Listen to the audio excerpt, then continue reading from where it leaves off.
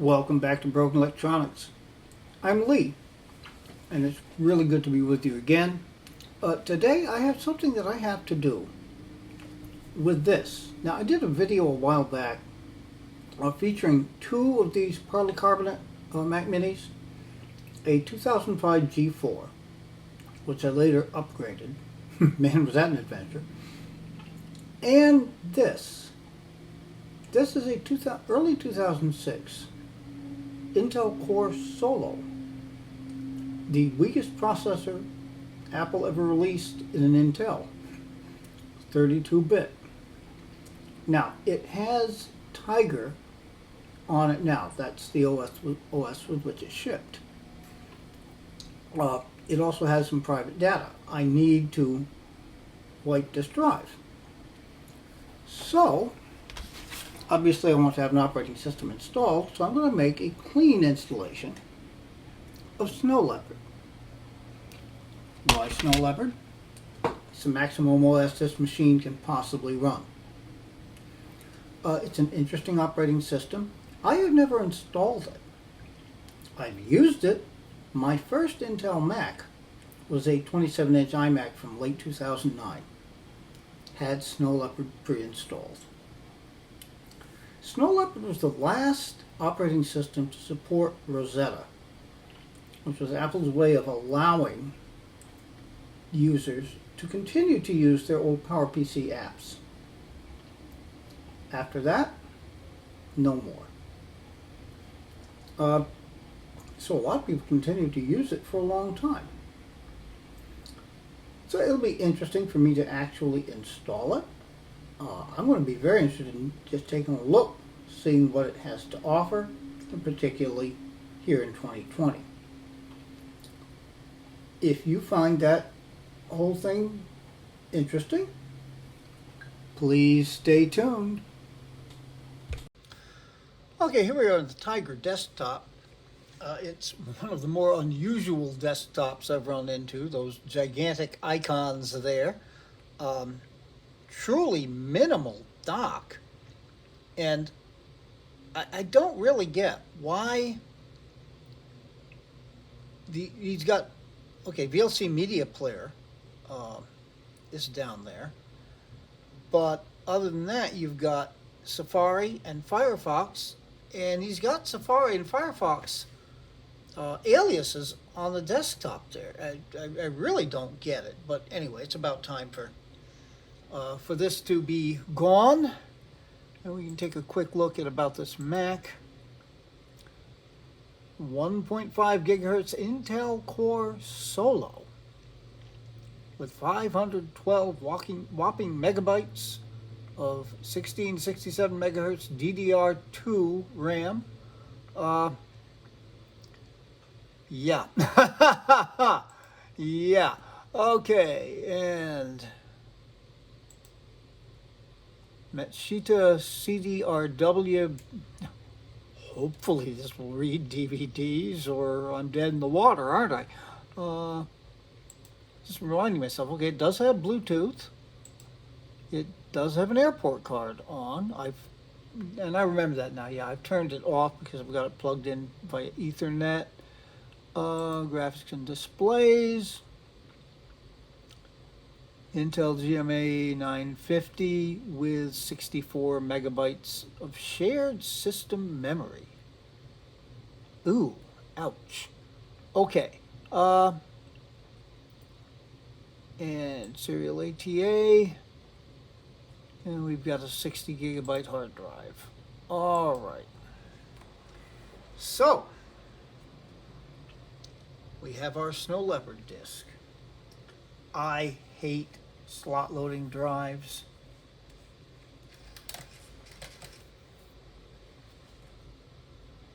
Let's see that it mounts up. Ah, here it's spinning. And there it is.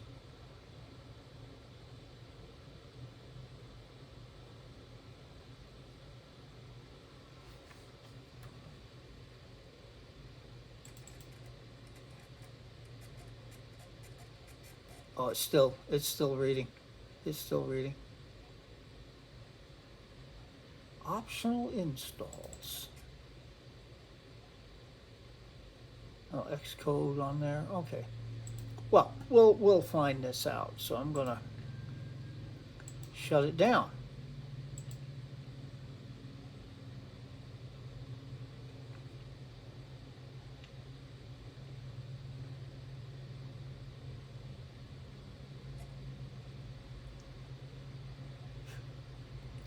It'll probably shut down. Okay, there we go. All right. Now we want to hold down the C key.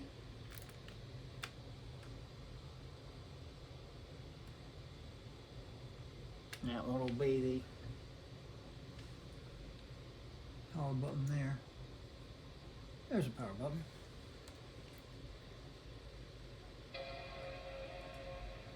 Now for the slow wait. Yeah, I had never bothered to create a FireWire installer for Snow Leopard. I hadn't imagined I would actually want it to. Okay, well, hopefully this is moving from the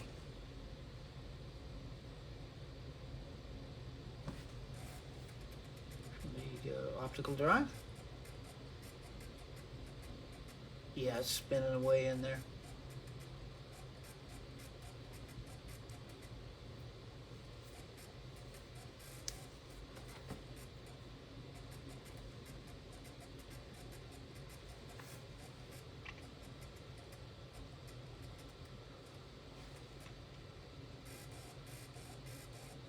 And if you're of a sufficient age, just look back and remember, this is what we used to have to do to install operating systems.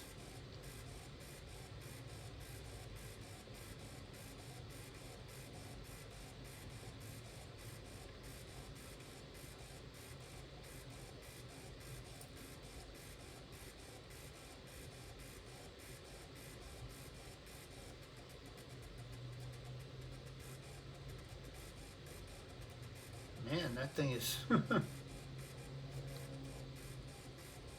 Well, my friends, I'm going to take pity on you. We'll be back when hopefully we're booted into the installer. Stay tuned. Well, my friends, it took us over 8 minutes to get to this point.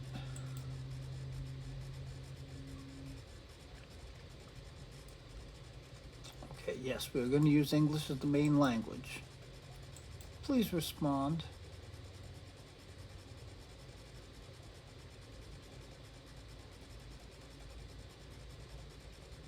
See, I have this kind of sinking feeling that this optical drive is failing. Because it shouldn't have taken this long to boot up. We shouldn't be freezing like this. We should not be beach balling.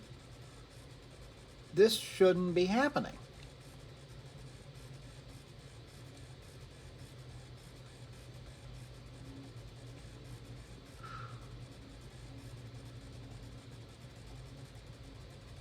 I mean, you really should just hit that button and then off you go.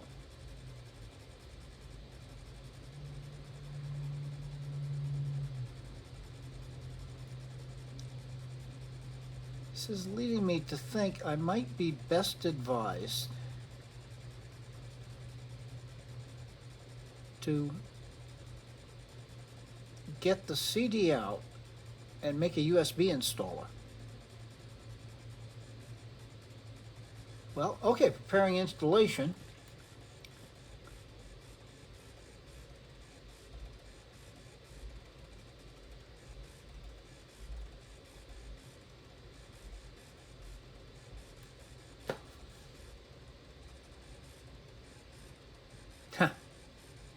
You know, I had been debating, I'm recording this on a Sunday afternoon, figured making a video would be a nice way to pass the time.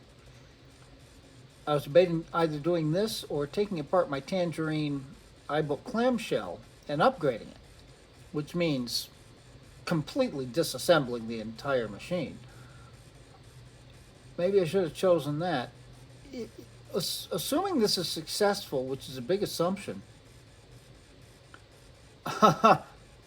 I'll be working on this until Tuesday. Well, again, I'm going to take pity on you. Stay tuned. Ah,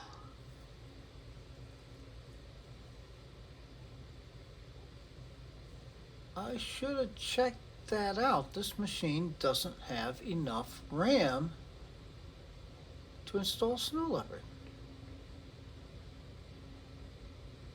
Huh. Well, might as well restart it. I'm going to have to think of an alternative plan. I hadn't been planning on upgrading this machine. Uh,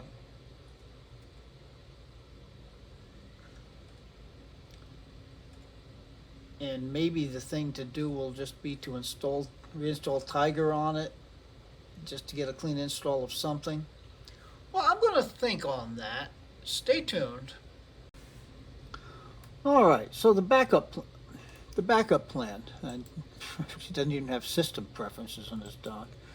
The backup plan is going to be to install Leopard. I did check. Yeah, Snow Leopard does require 1 gig of memory.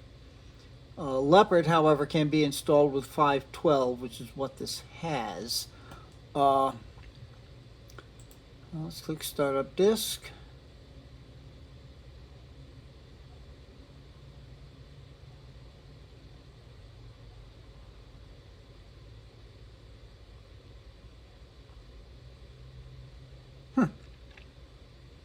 Yeah, interesting that our only choices are.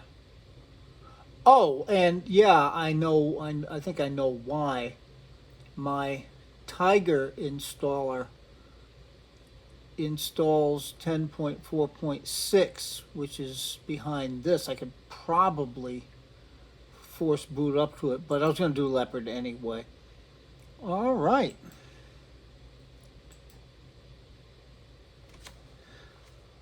Yeah, and I am using my FireWire installer for this. Just the pain of that optical drive. This has got to be better. So I will keep track of the time on this. We'll be back. Yeah, this was going to be a nice, easy little video. It wouldn't boot from the FireWire drive. I mean, it reads the FireWire drive, it shows it up. It gave Leopard as an option, but it booted right back into Tiger. I held down the option key. The only option it gave was the existing installation of Tiger. So, here we are on the Leopard install DVD now. I wonder how long this will take. Stay tuned. Well, that was only a couple of minutes. In fact, everything's looking a whole lot more natural. Okay, let's... Utilities, disk utility.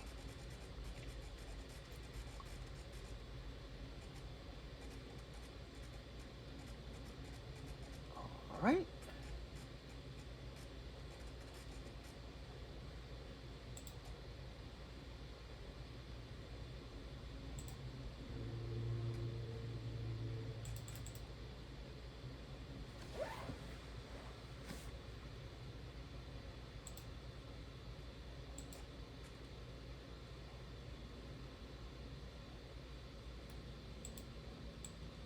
Huh.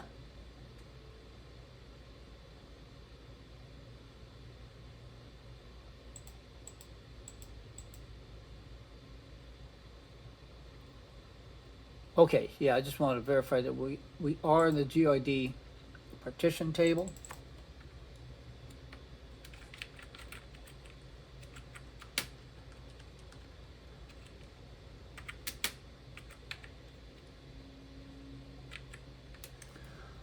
Okay. And let's erase.